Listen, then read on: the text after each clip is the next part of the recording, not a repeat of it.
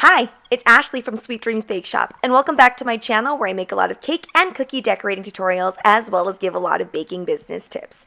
As per usual, if you want to know my pricing for all of these items, please stay till the very end of the video. And a pre-warning, this is going to be a pretty long video for this channel, and there's going to be a lot of explanation. So we're going to start off this treat box tutorial with the sugar cookies. Now this is not really the order that I made everything in, but I did start with the sugar cookie dough first and then I kind of went back and forth between desserts. To make things easier for you guys, I'm going to show you everything made one item at a time. So what I'm doing here is I'm taking this jar cookie cutter, which I recently got from Kitchen Jukebox. Love this one. I've never had a jar cookie cutter, interestingly enough, out of all the hundreds and hundreds of cookie cutters that I have. Now, because this is going to be a shaker cookie cutter, which means that I'm going to actually put some sprinkles in here so it'll look like the cookie is shaking out sprinkles, we need to create that little piece in the center so that we actually have a place to put the sprinkles into. You can use any sugar cookie recipe that you like. There are a lot on the internet out there that are great. If you want to, you can use my no spread classic sugar cookie recipe, which you can find here in the right hand corner. Now it's time to mix up that honey color. Now you might be thinking that's not quite a honey color exactly. That's because I'm actually going to darken it up later on with some airbrushing. So I'm first going in with this lighter color here. Now to be fair, there are lots of different types of honey colors, so you'll probably hit it right on as long as you have some sort of yellow in there, maybe hints of orange. I didn't do any orange in this particular one, but I did add in a little bit of brown. I also managed to pipe and fill these in fairly quickly this time around. I find when it's a bigger surface area, I can cut a larger hole in my tipless piping bags. I think what I cut was the equivalent of maybe a size 3 piping tip if you're using piping tips. I personally prefer using tipless piping bags. I just find it gets the job done a lot faster. Now you'll notice that I am getting fairly thick outlines. So if this was a more smaller cookie, I definitely recommend that you cut the hole smaller or you use a number 2 tip. Number 2 is usually my go-to for most things. Getting the proper consistency for yourself takes a lot of time and a lot of different trial and error. So if this is your first time making sugar cookies, I really highly recommend that you focus on the consistency of your icing before you do any piping whatsoever. If it's falling very quickly off of your spatula or whatever you're using to mix up your icing, chances are it's not going to work out. So you want to make sure that there's a little bit of viscosity there so that things stick around and they don't flood over the edges of things. I find when I get the proper consistency, I don't have to use a cookie scribe or anything to even things out. It'll automatically just all flood together. I dehydrated the surface of my icing. If you want to know what I mean by that, go ahead and check out that video in the right hand corner. And now I'm using this silk screen, which works really well to make sure that you don't get too many splatters when you're using your stencils. And I'm going to airbrush this all in. I'm using a little bit of a darker yellow color here, adding in that depth and definition. If you don't have an airbrush, you could easily do this with some petal dust that's yellow. And if you don't have a stencil, you can honestly just use a little bit of the airbrush or petal dust on the edges to give it that type of depth. Now I'm going to add on the little label for the honey jar, and it's pretty simplistic. Again, if you feel uncomfortable with having that thick of lines, go ahead and use your number 2 tip, and then I'm just going to fill everything in. A lot of you ask me why I prefer to work with tipless piping bags. I used to get a lot of clogs, especially in the beginning of my cooking journey, so I'm able to get a clog out really easy with tipless piping bags, and I don't have to worry about things getting stuck on me. Being sure to dehydrate between all of those layers, I'm going to go ahead and add in those final details. So I'm taking this leaf tip here and I'm wiggling it back and forth to create kind of that lacy top or lacy edge, almost like there's a piece of fabric on top and everything is being held together. It very much reminds me of going to a farmer's market and getting the most delicious honey. I knew I wanted to put bees and things related to bees on a lot of the desserts. So although on sugar cookies, I could have easily just placed these on and I didn't have to transfer them at all like this. I could just pipe them directly on the cookie. I knew I wanted to use these on things like the macarons later on in the video, so I needed to make transfers. I actually don't end up making those little bees useful at all. I mean the tiny ones. I just didn't really like how chunky the line came out.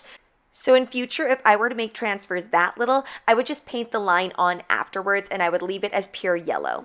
So what I ended up doing with all of those to get them nice and hard is I put them in the oven at 175 degrees Fahrenheit for approximately 10 minutes. Depending on how thick you make your transfers, it might take more or less time. You want to make sure that you don't leave them in too long though, because they can explode on you if everything gets a little bit too hot. I found these free templates online, but you could easily make your own as well. All right, now getting back to those honey cookies, I'm going to go ahead and add in the font here. And I was struggling with this font. I at first tried some script, wasn't really into it, so I decided to just go with some very clear printing. Now, if you're the type that feels a little bit intimidated with piping on writing, feel free to either paint this on, or you can airbrush it on if you have a stencil, or you can also just use an edible pen. I don't know where any of my black edible pens went. I have a feeling they've fallen behind the fridge, but the reason that I ended up piping this instead was because I had all of that black royal icing left over.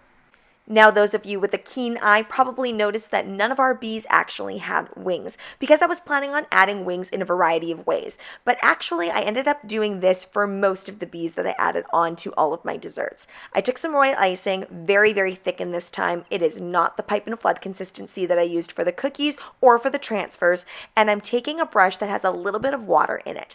Now, you'll notice I'm leaving this in real time. I just want to show you that sometimes if your royal icing is very thick, then it can pick up a lot of that royal icing with the brush. Don't get intimidated by that, just add a little bit more water. I wanted to keep it thick because I really wanted those wings to pop. Now I'm going in with some Chef Master Food Gel in black and painting on the words for and my. You can mix in some vodka so that it dries faster, but I honestly find with this little amount, I can just go straight in with the edible food gel and write it on, and then by the time you let a few hours pass, everything has dried. Going in with all of these little details, just adding a few drops of that royal icing, and then placing on these beautiful heart sprinkles that I've been obsessed with. Now it's the fun part. Everything is nice and dry and solidified. We're going to add on that little weird piece that we had before, and you're going to leave that completely uniced. Go ahead and add in your sprinkles. You could also do little candies with this, or M&Ms, whatever you see fit. Make sure you're using thickened royal icing, by the way, for that. And if you're not sure, to thicken your royal icing, definitely add more icing sugar. Now, in reality, you're creating a really thick cookie, so you could handle this situation in one of two ways. Personally, if I were eating this, after I shook out all the sprinkles for that novelty, then what I would do is I would break the cookie apart and eat it as two different cookies. But you could also just make your cookies a lot thinner. Moving along to the next set of sugar cookies, we're going to go in with our classic hearts here. I love adding classic hearts to any treat box. It really just solidifies that what you're doing is for Valentine's. These heart cookies are fairly large. I'm also going to do some small ones here so that I can add them to cupcakes and other various things. I really didn't have a solidified plan for that, but I just knew that I would be able to use something nice and small. Using the exact same cookying principles as mentioned before, we're going in with our pipe and flood consistency. You'll notice that that first heart that I started with really didn't require any knocking or shaking at all. It really just kind of melded into one another, and that's the perfect consistency for me. But some people also like to use a thickened royal icing on the outer edge and then fill in with something a little bit looser, so totally up to you. I decided to turn this into kind of like a honeycomb heart, so I'm adding on that dripping honey and of course giving it a good dose of these sprinkles. I mentioned in a previous video that sprinkles don't last forever, so whenever I buy sprinkles that are for a specific season, in this case it's for Valentine's, I really try to use up my sprinkles as much as possible. I could also demonstrate self-control by buying a lot less sprinkles that are very specific to certain celebrations or holidays, but that's just no fun at all, so I'm just going to go ahead and be super generous with all of my sprinkle portions. Going in now with those mini hearts, again, I really didn't have a particular vision. I kind of just saw what exact icing colors I had left over. So I decided to do half of these yellow and then the other half white. The yellow ones I decided to airbrush later on, and then the white ones I added on these really pretty sprinkles. And by this point, I decided that I was going to place them onto cupcakes, but I knew I didn't have this many cupcakes, so I also decided to throw those into the box later on. You'll notice that as I'm sprinkling these, I'm not actually sprinkling them right away after I've piped them. The reason is if I don't pipe a few at a time and then go back and sprinkle them, I find the sprinkles are very heavy and they'll go everywhere. So that's just a little sprinkling tip. I even do that with sanding sugars as well. Going back in with my airbrush, I'm just going to give this a light honeycomb effect. I like to try and do as many cookies at once. By the way, that stencil genie, also known as like a cookie stencil holder, it really helps things stay down. You can try and airbrush things without that stencil holder, but I just find that you won't get as clean of a stencil as you're looking for. Now I'm going in with some of this black royal icing and I am piping. Now this is pipe and flood consistency, so again, I recommend you go a little bit thicker. Because this is such a big cookie, I knew it would be fine and it wouldn't run all over the place, but definitely if you're working on a smaller cookie, then go ahead and thicken up your royal icing just a little bit so you can get that writing a little bit clearer.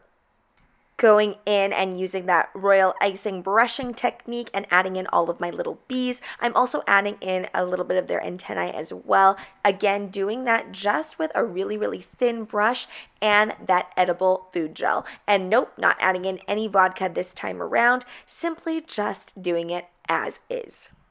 I really love the way these turned out, a little bit of glam, but also a little bit cute as well. And now it's time for the chocolate covered strawberries, which is one of my favorite things to actually eat from this box. And it's really important that when you're working with strawberries, you wash them really well and you dry them really well. If you don't dry them, I find you get watery chocolate and it's just no fun. So I do like to wash those early on, place a towel on top to make sure everything is absorbed, and then I go ahead and I melt my chocolate. I'm using these sets of candy melts today. They're a little bit different than the brand that I've used before, but they pretty much function the same way. Make sure to add just a little bit of flavorless oil, like a coconut oil or even a vegetable oil will work as well, and just mix it all in so that it's not too chunky. If you don't mix in that oil, I find it gets really chunky and it's not nice and smooth. You'll notice I'm letting that chocolate just drip off. You can scrape it on the side. I just find that it wastes chocolate. And if you also want it so that it's nice and smooth all the way around and you don't get that flat edge, let's say you're doing it on a cake pop stick or something like that, you're going to want to whirl it around like that and let that excess drip off. Also, if you've made cake pops before, I always find that strawberries react a little bit differently because they're not as cold as a cake pop. So it will take a little longer for that chocolate to solidify. So if you wanted to add on sprinkles or anything like that, kind of like how you sprinkle your royal icing sugar cookies, I would do a few and then go back. But with chocolate, it's a little bit trickier because it can solidify a lot faster.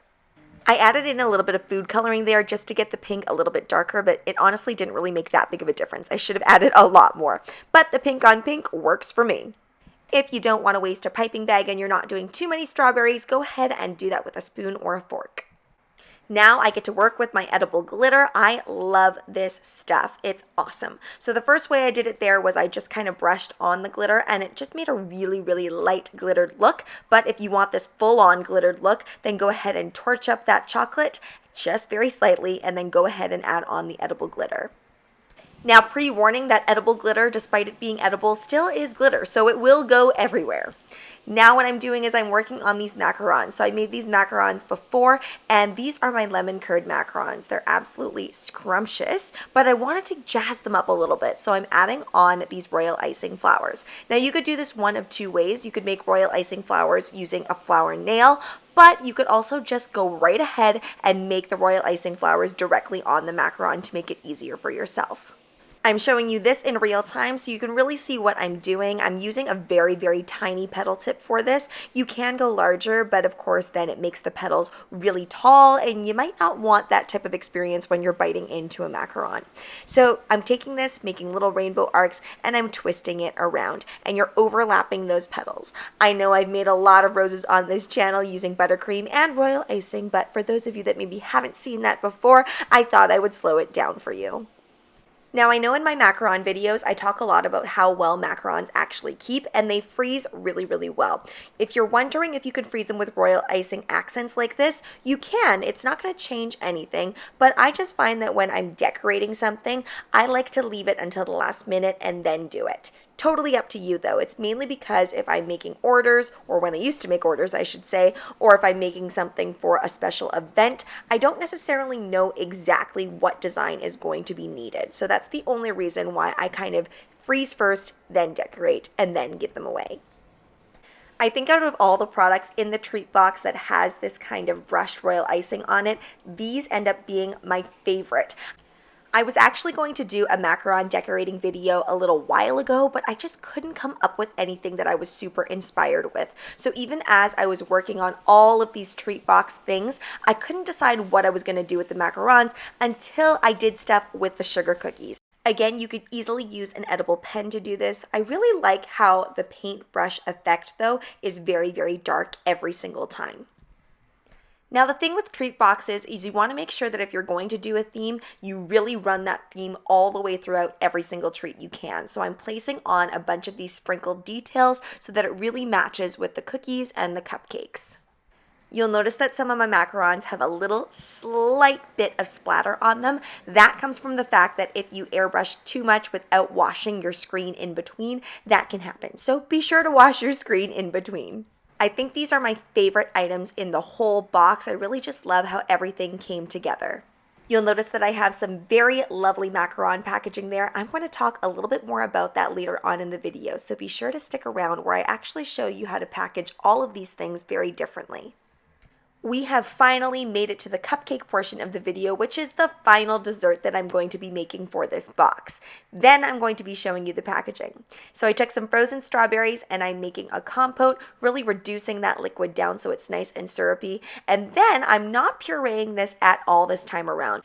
I'm going to hollow out these cupcakes and then I'm going to put all of those strawberries as is inside of there. And I'm using a little tiny spoon to really get that in there. You can use a piping bag for this. I actually find it's easier with the spoon since it's not a puree. And don't worry about the compote showing. We're going to cover it up with all of this buttercream. And as per usual, I am using my Italian meringue buttercream, which is my favorite one to work with.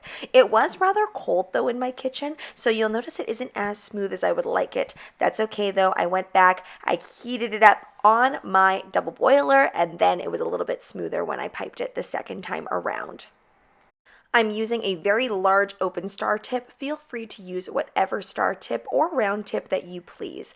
Then I'm going ahead and I'm creating my sprinkle mix. You don't want to over create, and what I mean by that is you don't want to waste too many, because if you're not really sure how many sprinkles you'll need, it's hard to reuse the same sprinkle mix on other things. I really wanted to create some over-the-top cupcakes, so I'm pretty much adding on as many sprinkles as I possibly can, and then I'm placing on mini macarons, a little hive that we created earlier, the chocolate-covered strawberry, of course all of the small ones, and then I also added in a sugar cookie and a really, really generous dose of all that glitter that was left over from glittering some of the strawberries earlier. And here we have all of our cupcakes ready. These cupcakes are fairly large, I must say. They're a little bit larger than your average size cupcake, and they're all ready to be packaged. I also wanted to add on a little bee, but I decided I really didn't have any space for that. I'm going to be making this one little tiny cakesicle. I really just wanted to add it into my box. I had some of the leftover chocolate from the chocolate-covered strawberries, and I also had some of those leftover cake scraps from all of those cupcakes that were hollowed out. So I guess I kind of lied earlier by accident about the cupcakes being the last and final dessert.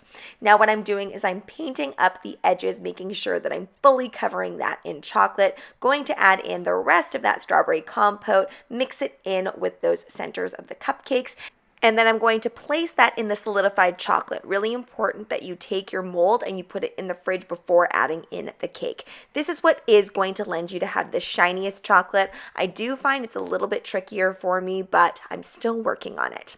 So you really want to make sure that you get a nice texture. It really isn't as important what kind of cake texture you come up with when you do it this method. I find if you're making cake pops, it matters a lot more.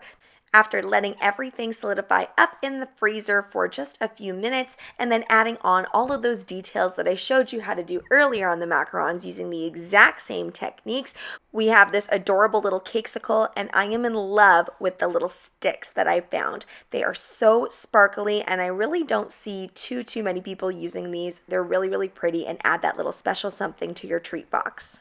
And now it's finally time for the packaging. So what I did was I placed down some parchment paper, and then my recommendation is always to use some sort of cheap candy or filler. Oftentimes I like to use marshmallows. It offers a little bit more height, but I have these cinnamon heart candies on hand that honestly nobody is going to eat. I like using edible mediums because then I know it's perfectly safe to have all of my food items on there.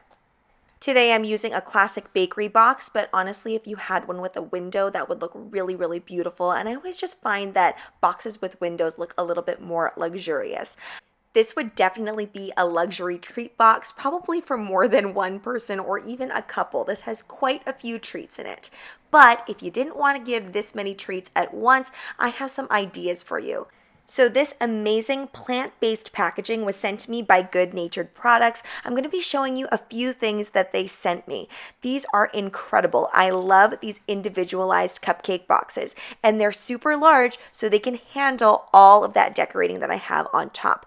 Not only that, but there is literally zero chance of these toppling over. I've had these in my car before and I've made some turns or maybe slammed on the brakes. Nothing ever happened to these cupcakes. They stayed in place, which I love, and none of that frosting gets wrecked. It really gives your customers a very, very secure package. They also sent me this macaron packaging, which I've talked about before on my channel, but what I love about it is that you don't have to have the perfectly exact same size for all of your macarons. It has a little bit of leeway there, so it still looks all organized, even if your macarons aren't exactly all the same size. I also used the macaron packages to create these little goodie boxes. If you didn't want to give a whole box away with every single one of your treats, you could do more of a mini treat box like this. I alternated the sugar cookies as well as the strawberries.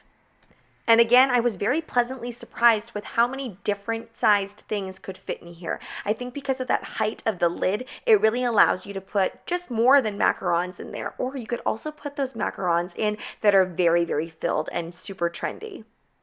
And for this final box here, I decided that since I was randomly putting in honeycomb hearts here and it didn't really make sense because there was no other bee-themed things, I decided to add on a few of those transfers, again using that royal icing brush technique.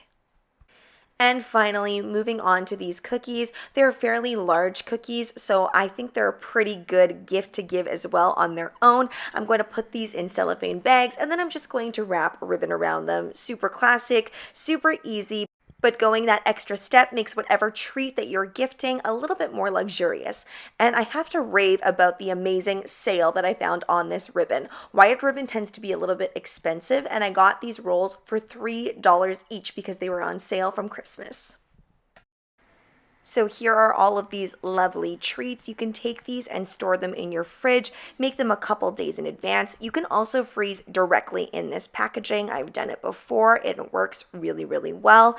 Again, all of these treats are so secured in their packaging, and I love that they're clear. I love that you can see the product right away. You can also go the extra step and add on your little ribbons and tags as well if you please, but I think it looks really sleek like this too.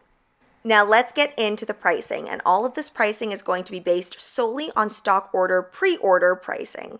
So for these, it would be $6.50 each. Remember how we talked about how these cookies are essentially 2.5 to 3 cookies in size.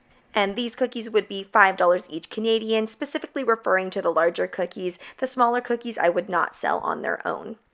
For the macarons, I would not sell them individually. They'd be packages of 6 for $15 for the package. And for the items mentioned previously, there would be no minimum amount. For this stock order, it would be $20 for a package of 12 chocolate-covered strawberries. And finally, for the cupcakes, these would be on for $6.75 Canadian each. Even if they bought in a dozen increments, there would be no discount whatsoever for these. They would all be that price. For this entire treat box with the exact same composition, it would be $80 Canadian per box. That really accounts for all of the extra candy, the extra packaging that it takes to put everything in there. Now let's get into the subscriber submission of the video.